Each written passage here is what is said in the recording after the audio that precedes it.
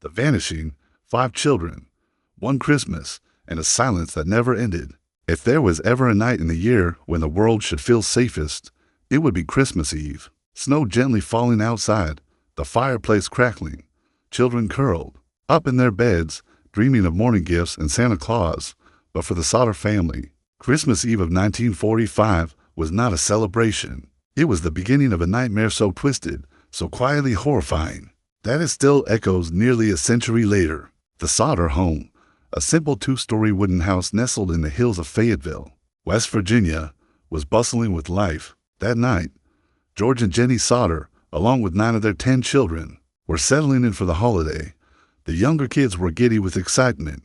The older ones had been allowed to stay up later, playing with their new toys. Everything seemed perfectly normal until the fire died around 1 a.m. A strange noise jolted Jenny awake, then the smell of smoke. Within minutes, flames were swallowing the staircase. George and Jenny managed to escape with 4 of their children, but 5 remained inside. Maurice, Martha, Louis, Jenny Jr., and Betty. All of them had been sleeping upstairs. The house collapsed into embers. But here's where the story stops being just another tragedy and becomes something much darker. No remains were found, not a single bone, no ash that could be linked to human bodies. Authorities insisted the fire had been hot enough to destroy them entirely, but experts disagreed. Even in cremation, bones remain. The family had burned small animal bones on the same site after the fire, and they were still there days later. So why wasn't there a trace of the children? This was just the beginning. In the years to follow, the Sodders would receive mysterious phone calls. A stranger would claim to know where the children were. A photo would arrive in the mail of a young man looking eerily like one of the missing boys, decades older. Investigations were ignored. Evidence was destroyed. Witnesses vanished. What really happened that night? Did the children die in the fire, or were they taken? And if they were taken, who did it? This is not just a story of a fire. This is a story of fear, conspiracy, silence, and a family that refused to stop asking the question no one else wanted answered. The fire that shouldn't have been fatal fire devoured the Sodder home in less than 45 minutes. By the time the local fire department arrived, hours later, there was nothing left but a smoking skeleton of wood, ash, and questions. The chief, F.J. Morris, said he couldn't do anything that night. The official reason: his team didn't have enough manpower. It was Christmas Day, after all, a holiday, a delay. But by then, the story had already taken a strange turn, because even though the flames had consumed the house, they had not consumed everything.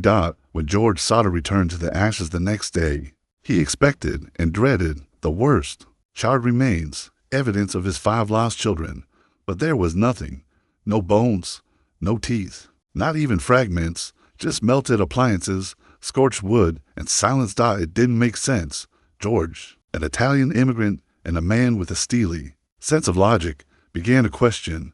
He spoke with local undertakers. They told him bones don't simply vanish in a house fire. Even at temperatures higher than the fire could have reached, remnants always remain. And there were more troubling details. The phone line had been cut, not destroyed by fire, but deliberately severed. A neighbor claimed to have seen a man stealing tools from the Sodder property days before. Another said they saw people throwing balls of fire at the house the night of the blaze. George later found a small, dark object in the yard. Some claimed it looked like a type of incendiary device. Then there was the ladder. George always kept a ladder propped up against the side of the house. It was how he planned to escape the upper floors in case of emergency. The ladder was missing the night of the fire. Days later, it was found, tossed in a ditch nearly 75 feet away. It was as if someone had prepared the house for destruction. But the most haunting detail wasn't found in the ashes. It was found in the strange silences that followed. Jenny Sodder couldn't accept that. Her children were gone. She burned chicken bones in the stove to see how long they last. They never disintegrated. She wrote letters, asked experts. One responded bluntly, a house fire will never reach temperatures high enough to destroy all human remains. So why were there none? And then, the phone call, months after the fire. A woman from Charleston rang the house. She asked for a name.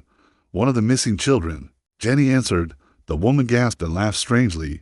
Then she hung up. Later, a hotel worker in Charleston claimed to have seen 4 children matching the Sodder kids, accompanied by 2 strange men and 2 women. They refused to let the children speak. The police dismissed the tip. George and Jenny began to believe something unthinkable. Their children were not dead. They had been taken, and whoever took them didn't want them found.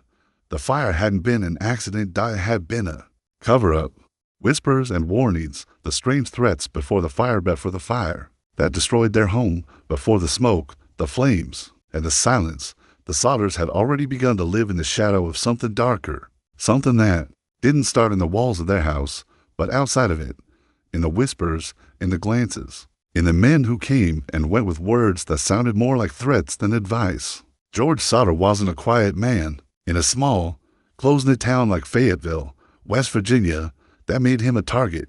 He was a proud Italian immigrant, successful, self-made, and loudly, unapologetically critical of Benito Mussolini, at a time when many Italian Americans still held pride in the dictator. George's stance stirred resentment. Some said he was brave. Others said he was reckless. But George didn't care. He ran a successful trucking company, owned a good house, and had 10 children he adored. He was stubborn, protective, the kind of man who built his life with calloused hands and hard decisions. And maybe that was why, in the years leading up to the fire, the visitors began to appear. One man, selling life insurance, left George's office furious after George refused the policy. Before storming out, the man said something George couldn't forget. Your house will go up in smoke, and your children are going to be destroyed. You're going to pay for the dirty remarks you have been making about Mussolini. At the time, it sounded like the angry outburst of a failed salesman. Later, it would feel more like prophecy. Another visitor, claiming to be looking for work, took the opportunity to walk around the outside of the house. He pointed to the fuse box, a new one George had recently installed, and muttered that it would cause a fire someday. The statement felt strange, almost rehearsed. George dismissed it, but the unease lingered. Then came the man in town, a stranger. Jenny noticed watching the children as they walked home from school. He asked around about them, wanted to know their names, their ages. No one knew who he was, and he never came back. All of it added up to a growing sense of pressure, like a noose tightening just out of sight. Jenny began to feel paranoid. George grew more guarded. Then, a few months before the fire, something even more unsettling happened. One of the older Sodder sons noticed a strange car parked along the main road just outside their home. It was always there at night, watching. Whoever was inside never got out. They just sat, night after night, headlights off, engine low. Eventually, the car disappeared. But the feeling never did. It was the same feeling Jenny had the night before. The fire, when she answered a wrong number call just after midnight. A woman's voice asked for someone Jenny didn't know. Behind the voice, laughter echoed. Glasses clinked. It sounded like a party, not a mistake. Later, she'd wondered if the call was meant as a distraction, because while she was answering the phone, someone could have been cutting the phone line, moving the ladder, preparing the house, planning. The fire didn't feel random. It felt like the end of a countdown. Ashes without answers. The night everything disappeared. It was Christmas Eve, 1945. A night that should have been wrapped in warmth, laughter, and the smell of pine and baking. The Sodder house, nestled in the hills of Fayetteville, glowed with holiday spirit. The children had opened their gifts early, an unusual treat, and the house echoed with their excited voices, the rustle of wrapping paper, and the clink of dishes being cleared from a celebratory dinner.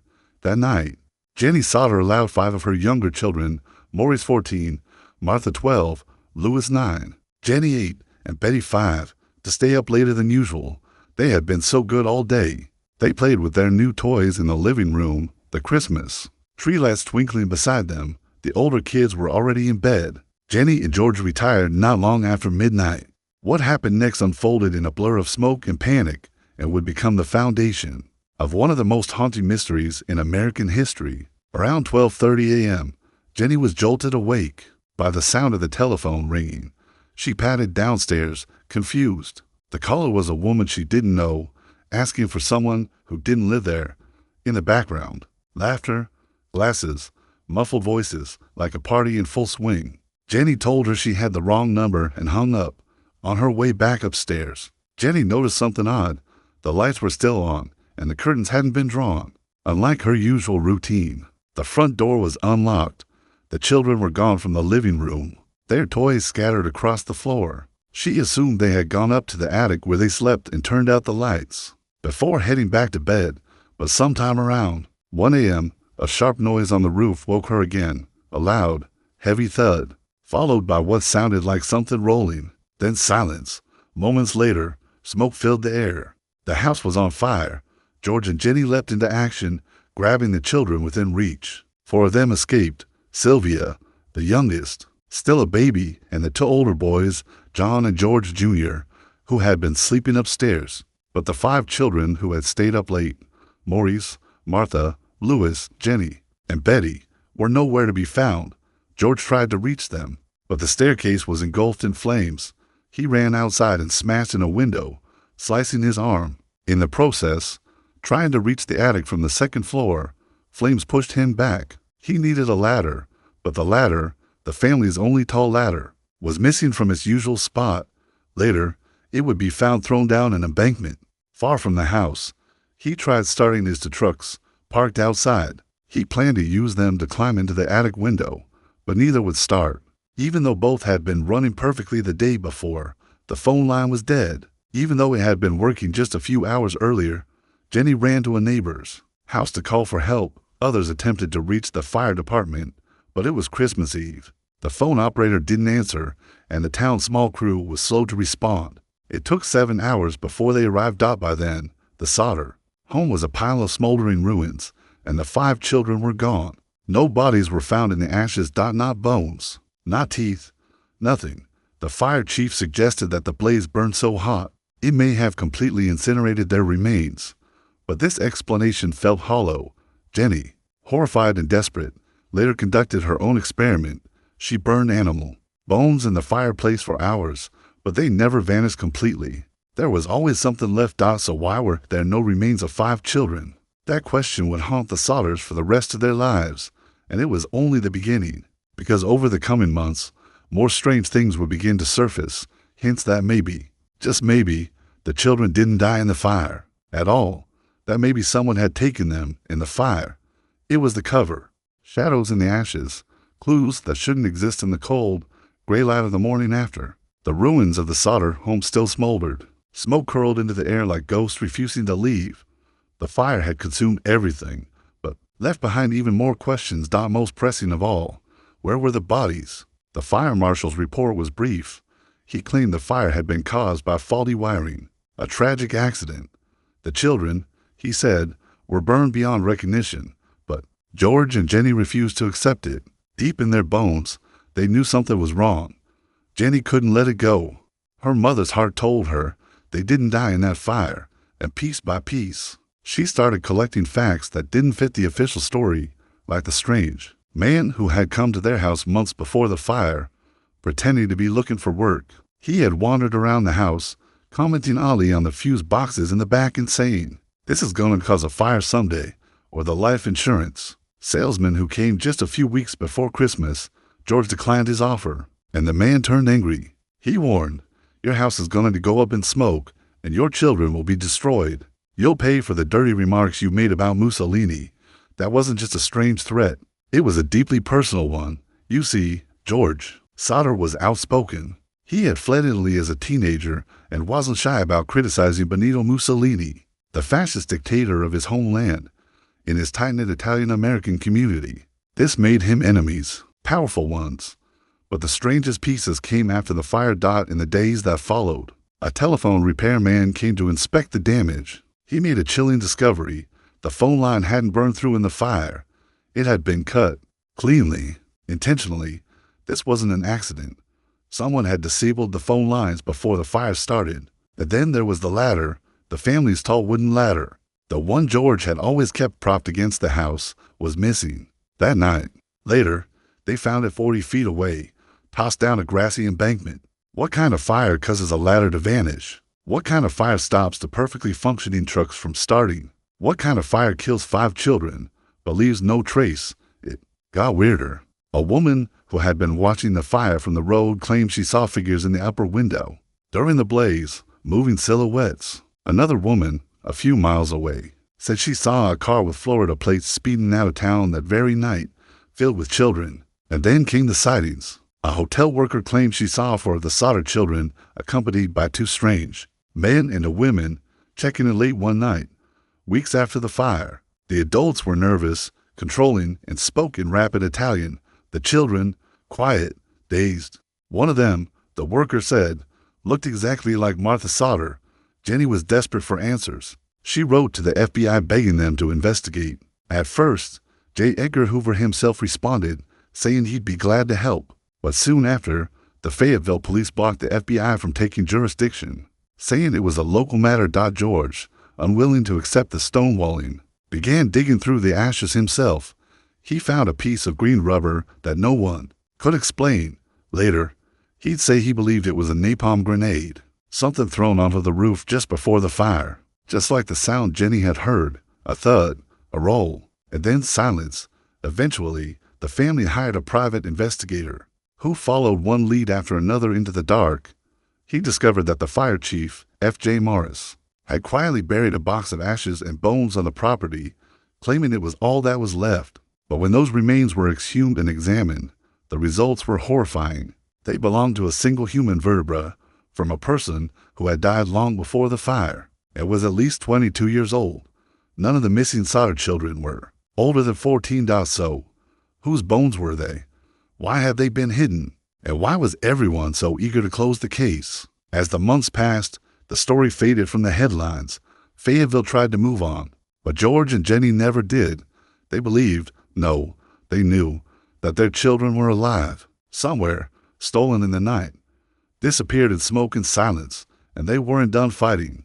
A billboard, a lifetime, and the longest missing poster in America in the wake of the fire. With questions unanswered and authorities turning a blind eye, the Sodder family faced a choice: move on or fight back. George and Jenny chose the latter. By 1952, 7 years after the night their home burned, they made a decision that would etch their pain into the American landscape. Along Route 16, just outside of Fayetteville, they erected a billboard. It was massive, stark, haunting. On it were the photos of the 5 missing Sodder children: Maurice, Martha, Louis, Jenny, and Betty, frozen in time, their young faces staring out at passing cars with a silent plea. What was their fate? Kidnapped, murdered, or alive? Below the photos, in bold white lettering, was a reward of $10,000, later raised to $15,000 for any information that would lead to their recovery, and at the bottom, a cold, searing accusation. The officials blamed faulty wiring, although lights were still burning after the fire started. The official report stated that the bodies were cremated. However, no bones were found. What was done with the 5 children? The billboard became a symbol, not just of loss, but of defiance. It stood there for decades, becoming one of the longest-standing missing person signs in U.S. history. Thousands of travelers passed by, many slowing down, some pulling over, and a few coming forward with stories or clues. The Sodders didn't stop there. They traveled across the country, chasing every lead.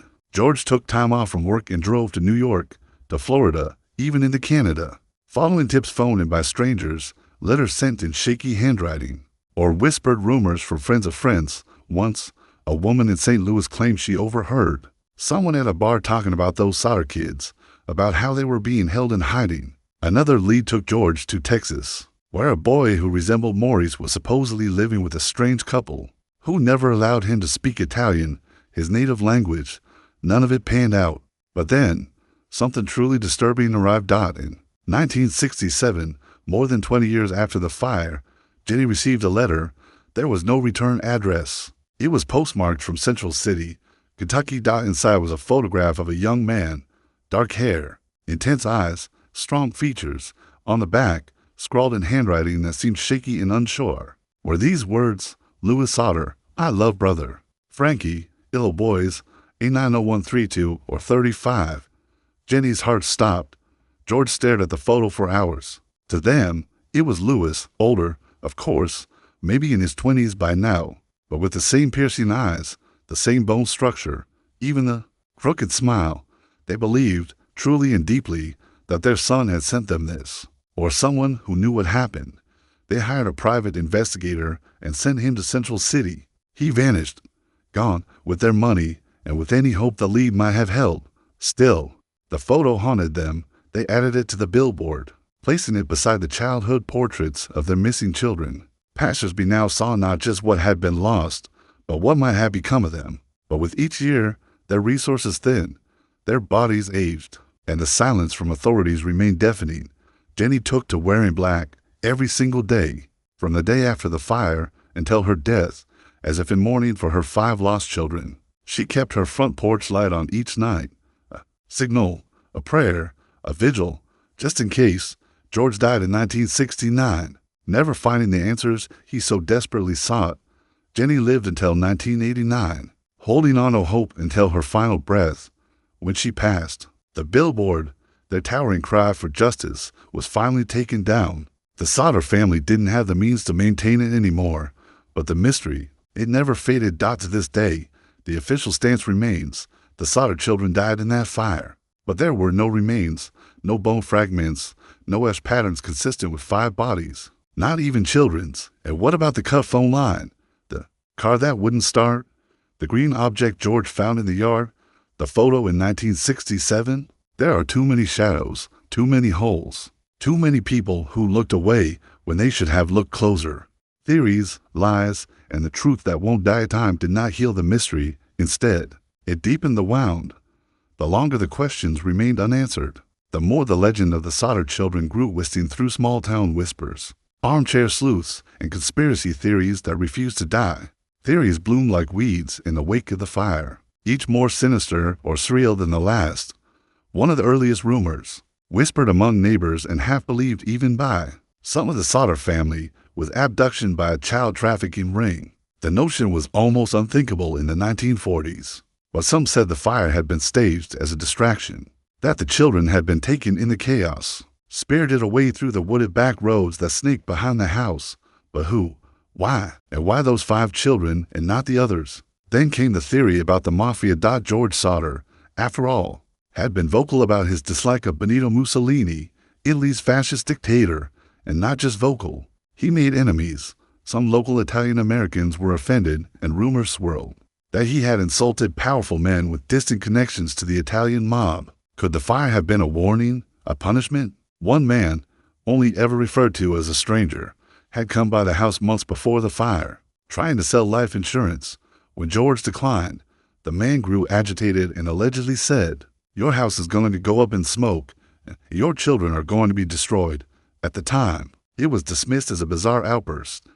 Afterward, it sounded almost like prophecy. Some believed the children were taken back to Italy, that they had been sold or sent abroad under false identities, a distant cousin, perhaps, or an underground network. It was even suggested that the children had been split up and adopted, raised in different families, unaware of their origins. There were strange sightings over the years, odd, fragmented reports from people across the country. One woman said she'd seen 4 of the children with 2 adults at a hotel in South Carolina a week after the fire. Another claimed to have seen Martha in a common in Missouri. But every time the Sodders investigated, they found nothing concrete. There was also the strange lack of evidence from the fire itself. Forensic experts later stated that even at the temperatures caused by a house fire, bones, especially those of children, do not simply vanish. Yet no remains were found, not even teeth, but the appliances were recognizable in the ash. The tin roof lay in a collapsed pile. Where were the bodies? The fire chief, F.J. Morris, had claimed the blaze was so hot, the bones had been completely incinerated, but that was scientifically questionable, even then. Later reports suggested Morris had found a heart in the ashes, placed it in a metal box, and buried it secretly at the scene. But when the box was dug up, it was found to contain a beef liver, untouched by fire. Why lie? What was he trying to hide? Some thought the chief was trying to give the family closure. Knowing the truth would hurt more than a lie, others believed he was covering for someone or something much darker. As the decades passed, even the remaining Sodder children became divided. Some believed their siblings had died that night. Others insisted, to their dying day, that they had survived, that they had been taken, that they were out there, somewhere. Theories turned into obsession. The house was never rebuilt. The ashes were sifted through again, and through it all, one truth remained. 5 children disappeared without a trace, and no authority, local, state, or federal, could ever fully explain it. The case never went cold in the hearts of those who loved them. In the years since, the story of the Sodder children has been featured in books, documentaries, radio shows, and internet forums. It became one of the most persistent unsolved mysteries in American history, not because of the fire, but because of what it left behind: confusion, silence, and a family that refused to accept the easy answers. Today, new technology offers hope: DNA testing, genealogy tools, forensic fire science all may one day provide clarity. But what the Sodder family needed was never just proof. They needed the truth, and truth, it seems, may have been the very thing most carefully buried. Echoes in the ashes billboard stood watch for decades, towering over Route 16 like a silent sentry, fading, weather-beaten, yet unyielding. What was their fate? It asked, beneath the portraits of 5 smiling children who had long since become symbols. Frozen in time, their eyes followed you down the road. Their names whispered across West Virginia wind: Maurice, Martha, Louis, Jenny, Betty. It wasn't just a plea for answers. It was a monument to grief. After the fire, after the search, after the silence, George and Jenny Sodder turned their pain into purpose. They printed thousands of flyers, hired investigators, took out newspaper ads, followed leads into strange towns, and through shadowy doors, their living room became a war room. Their home, a mausoleum of hope. Jenny Sodder, for the rest of her life, wore black, not just for mourning, but as armor, a vow that she would never stop grieving and never stop searching. Their children grew up carrying the weight of a mystery too big for their small shoulders. Some stayed close to the case. Others drifted away, unable to bear the burden. But none of them forgot. None of them ever stopped wondering. Was it better to believe the children had died swiftly, painlessly, in the arms of their siblings as the house collapsed? Or was it better to hope they had lived and risk imagining the unspeakable things that might have happened to them in the shadows of that survival? Hope can be its own form of cruelty. Over time, the house faded from memory, the land changed, but the legend endured. Every few years, a new article would appear, a blog post, a podcast episode, reigniting the fire that never really went out. Strangers, people who had never even heard of Fayetteville, became captivated. They built timelines, theorized conspiracies, created message boards and deep dive videos. And always, the same question echoed: how can 5 children simply vanish? Some saw government cover-ups. Others saw mob retaliation. Some believed the children had survived but lived under new names, never knowing who they really were. And some still think the truth lies buried somewhere in the Appalachian soil, beneath decades of guilt, silence, and smoke. But maybe the real tragedy is simpler: not that the case went cold, but that it was never truly opened in the first place. Authorities were quick to call it an accident. The investigation was sloppy, evidence vanished, and because the Sodders were Italian immigrants with controversial views and few allies, their voices were never fully heard. What if the story of the Sodder children is not just a mystery, but an indictment of institutions that failed, of a town that looked away, of a system that saw poor, grieving immigrants and thought they'll give up eventually? They didn't. George died in 1969, still believing his children were out there. Jenny died in 1989, still wearing black, still sleeping in the same room where the flames had started. The billboard stayed up until the 1990s, when the last of the immediate Sodder children passed on. It was eventually taken down, not because the family stopped believing, but because there was no one left to maintain it. And yet, something lingers. Visit Fayetteville today, and you might still hear the story told in hushed voices. The ghost of that house still hangs in the air, and somewhere, in attics or old police lockers or yellowed files, the answers may still wait. Maybe a grandchild will find an old photograph that doesn't belong. Maybe a DNA test will trigger an alert no one saw coming. Maybe the last ember of this fire has not yet gone out. But until then, all we can do is remember: 5 children went to bed one Christmas Eve. They were never seen again. And no one, not the town, not the government, not the world, has ever truly explained why. And in that silence, they remain, smiling on a billboard, frozen in photographs, forever waiting to be found.